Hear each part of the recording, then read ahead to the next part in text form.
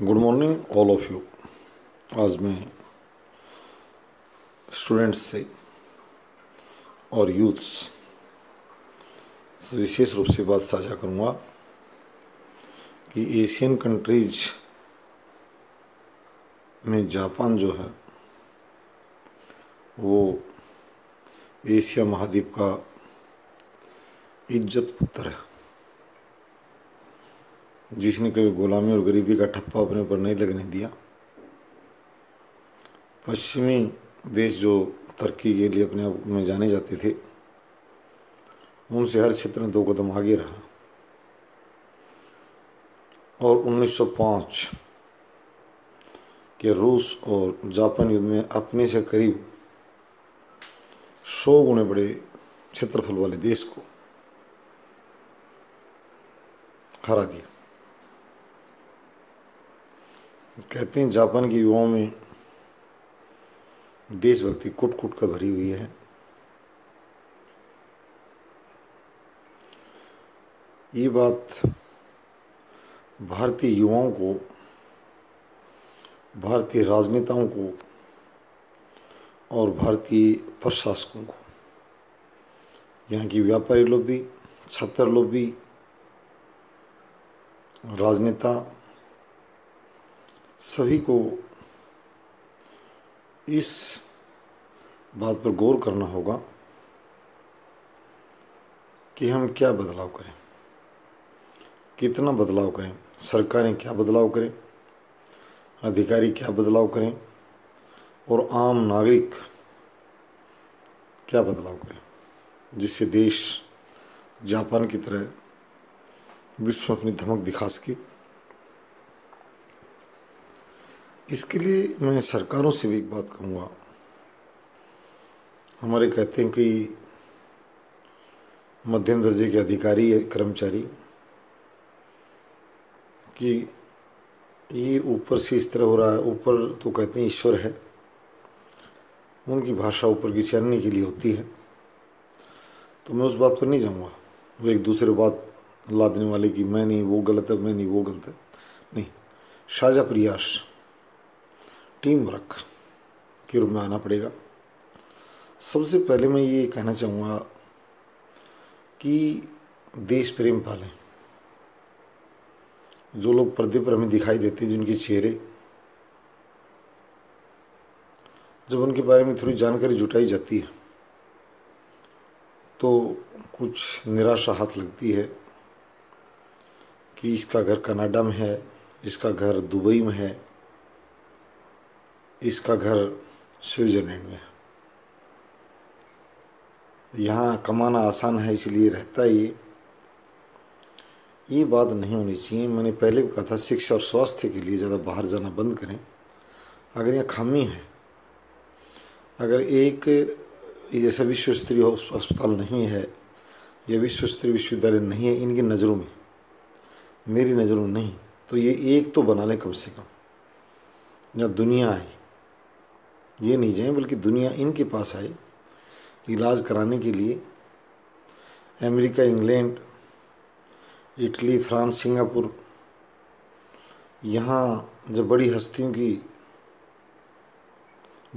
में कहता हूँ, जो बड़े पदों पर विराजमान हैं, किसी राजनीतिक या प्रशासनिक पद पर, जब हम सुनते हैं उनकी मृत्यु का समाचार तो पता लगता है कि अभी सिंगापुर से विमान से उसका शव यहाँ पहुँचाया गया है, उसका शव इंग्लैंड से लाया जा रहा है, उसका शव जो है वो अंतिम संस्कार के लिए अमेरिका से लाया जा रहा है। हमें तो पता भी तब लगता है कि यहाँ नहीं था, वहाँ गया हुआ था ट्रांसप्लांट कराने के लिए, ये कराने के लिए। मतलब इस तरह की बातें मैं ये कहना चाहूँगा कि ठीक नहीं है। एक अच्छी शिक्षा और स्वास्थ्य में सुधार के लिए सभी संस्थानों को, मैं विश्व स्तरीय 1 मिनट बनाने की बात नहीं कर रहा हूँ, परंतु कम से कम देश की शाख और इज्जत बचाने के लिए इनका जहाँ गुजारा हो जाए। ये किस तरह का अस्पताल चाहते हैं, जो विदेश जाते हैं वो सुविधा वहाँ यहाँ नहीं है। ये किस तरह की स्कूल चाहते हैं कि अमुक के व्यक्ति के बच्चे विदेश में पढ़ रहे हैं,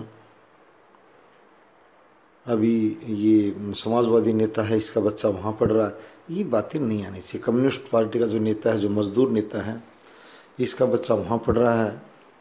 ये जो किसान नेता जो इसने गंदी धोती बांध रखी है, इसका बेटा अभी इंग्लैंड में पढ़ रहा है। ये बातें जो हैं, ये जो नेता सारे अभिनेता ना बने। मैंने पहले भी कहा था, कुली का रोल नहीं करें सारे खरबपति आदमी, थोड़ा सा ज़मीन पर उतरें, क्योंकि आम जनता में समझ बढ़ती जा रही है शिक्षा के साथ।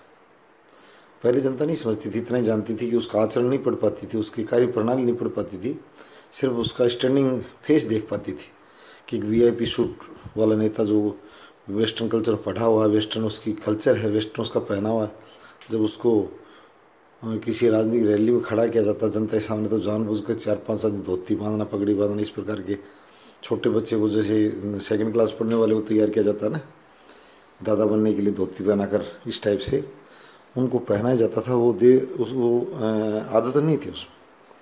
तो एक मैं ये कहूँगा, थोड़े से सच्चे और विश्वास बढ़ाएं।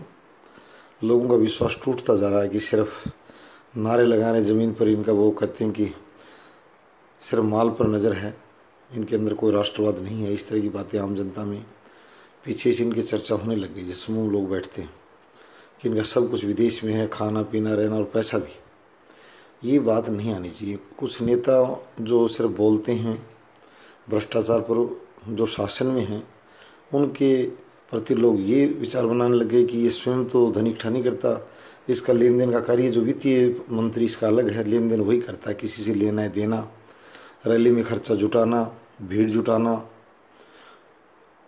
प्रचार करवाना, प्रचार मंडली को भुगतान करना, इसका भुगतान संबंधी और दूसरा आदमी कार्य दूसरा व्यक्ति देख रहा है। ये हो सकता है इसके पास ये रखता ही नहीं पैसा, ये स्वयं सीधा स्टेज पर आ जाता है बोलने के लिए, और पैसे जुटाने का काम इसके पास जो दूसरा व्यक्ति वो करता है। ऐसी कई सरकारों की परिचर्चा रही है कि ये स्वयं नहीं करता, इसका कार्य दूसरा करता है।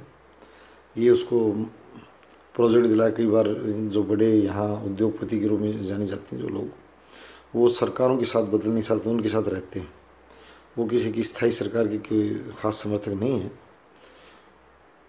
वो उनका क्षेत्र अलग है, वो क्या क्या सुविधा देते हैं। तो मैं मुख्य रूप से यही कहूँगा कि ये पहले तो एक ऐसा संस्थान जरूर बना लें कि इनके जाने के बाद ना यहीं रहें, और एक आध को लेकर आएँ, इनका कोई मित्र हो तो उसको यहाँ बुला लो। और राज्य सरकार जो कानून बनाती है कि धीरे धीरे भ्रष्टाचार वाले शब्द पर अंकुश 1 मिनट में नहीं लगेगा, ये सैकड़ों सालों पर सैकड़ों में भी ये दफन होगा।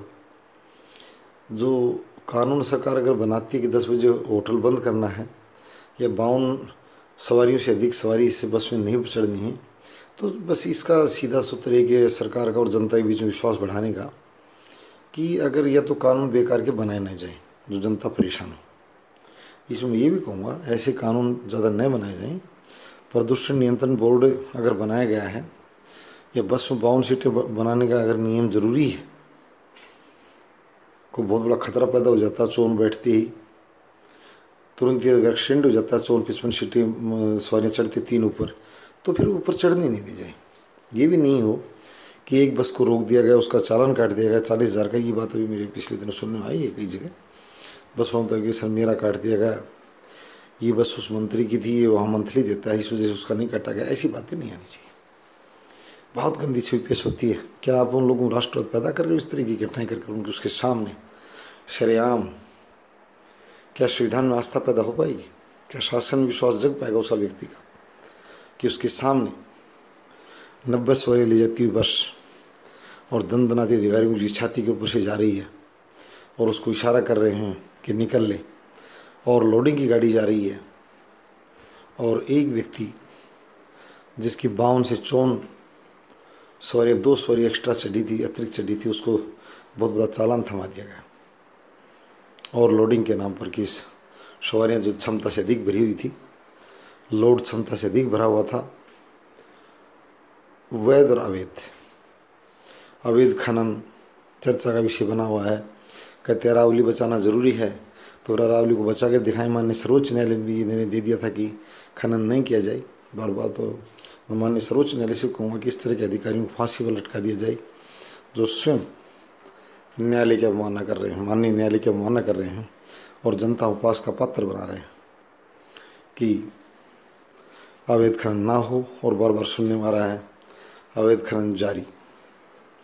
यानी यदि सर्वोच्च न्यायालय के निर्देशों का ठीक से पालन नहीं कर पाई भ्रष्ट तंत्र, तो वहाँ नागरिकों में क्या संदेश जाएगा? मैं सभी में से पूछता हूँ, विधिवेताओं से, न्यायविदों से, प्रशासकों से, लेखकों से शायद आमंत्रित करता हूँ चैनल पर कि अवैध शब्द कहाँ से आ गया।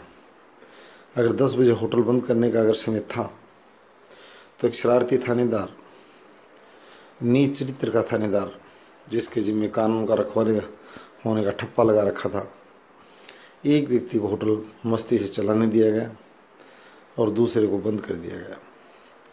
एक हलवाई के सैंपल भर लिए गए, दूसरे को छोड़ दिया गया। ये नहीं चलेगा और इसी का नाम भ्रष्टाचार है। कड़े कानून बनाओ और 2 भागों में बांट दो, अपने वाला और पराया वाला। इसी ने भ्रष्टाचार को पनप पाया।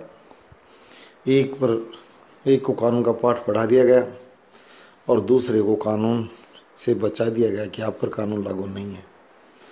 कानून लागू सब पर हो। यदि कानून बनाया जाता तो मैं यही बताने जा रहा हूँ, कानून लागू तो सब पर हो। और राष्ट्र भक्ति की जो नारे थे, भारत माता की जय हो, मैं उन लोगों को कहता हूँ कि सिर्फ फिल्म में नारे न लगाएं, ज़मीन पर भी लगाएं, और ज़मीन पर लगाएं नहीं, सबको करके भी दिखाएं। शराबी अगर शराब मुक्ति का संदेश देगा तो क्या लोगों पर असर पड़ेगा? क्या लोग हंसने के सिवाय और कुछ करेंगे उसके संदेश से? तो अच्छे बनिए। और मैंने ये भी कहा कि संपत्ति खरीदने, निवेश के मामले में कहते हैं विदेशी निवेश के नहीं, निवेश यहीं काफ़ी है, विदेशियों की जरूरत ही नहीं है। शुरू से ही भारत माता इतनी हरी भरी और संसाधन से भरी है, यहाँ काफ़ी है। आप विदेशी निवेशक खुद बनकर मत जाइए, यहाँ काफ़ी धन है, लगाइए, विकास कीजिए। जापान का रोल मॉडल अपने भाई के बराबर वाले की तरह ही जी लीजिए कि आज भी आर्थिक टाइगर बना हुआ है, इकोनॉमिक टाइगर बना हुआ है, और एक टेक्नोलॉजी का टाइगर बना हुआ है। ऑटोमोबाइल के क्षेत्र में धमक मार के जी देश ने, तो हम अपने से करीब 10 से 9 से क्षेत्रफल वाला देश, और आज भी आर्थिक समृद्धि में काफ़ी आगे खड़ा है, 3 नंबर का टाइगर है। तो हम जापान को और जापानीज को कहते हैं, जापानीजों में कुट कुट कर देशभक्ति भरी हुई है। तो यहाँ के मैं भाइयों से कहूँगा कि नारे नहीं, आप स्वयं देशभक्ति उदाहरण पेश करें, जिससे आम जनता तक उसका संदेश जाए। कहते हैं कि रोल मॉडल्स, नेता स्वयं में रोल मॉडल होता है, अफसर स्वयं में रोल मॉडल होता है। कि कई बार कहा भी जाता है कैप्टन को कि आप स्वयं ऐसा करके दिखाइए, आपकी जो अधीनस्थ हैं उन पर स्वयं प्रभाव पड़ेगा कि मुझे भी ऐसा होना चाहिए। तो अच्छा करें और अच्छा प्रभाव डालें और राष्ट्र निर्माण में सभी अपना योगदान दें। और जो ये दुबई और कनाडा में जिन्होंने अपने निवेश कर रखा हो, जल्दी जल्दी यहाँ ले आएँ। इस तरह बात सुनने में नहीं आनी चाहिए कि ये वहाँ का नागरिक है, ये वहाँ इसके पैसे लगा रखे, यहाँ ऐसे रहता नाचने गाने की। नहीं भाई, ऐसा नहीं करना, यहीं लगाओ और यहीं कमाओ कुछ भी। तो सभी अपने राष्ट्र के लिए भगत सिंह जी और बाल गंगाधर जी तिलक जी, यानी स्थिति में हमारे भारत माता के जो शहीद वीर पुत्र अब भी हो रहे, अब भी सेना में हर तीसरे दिन एक भगत सिंह और बाल गंगाधर तिलक है हमारे पास, जो अपना खून राष्ट्र के लिए समर्पित कर रहा है। तो उनके बलिदान को हम अमर करेंगे। धन्यवाद।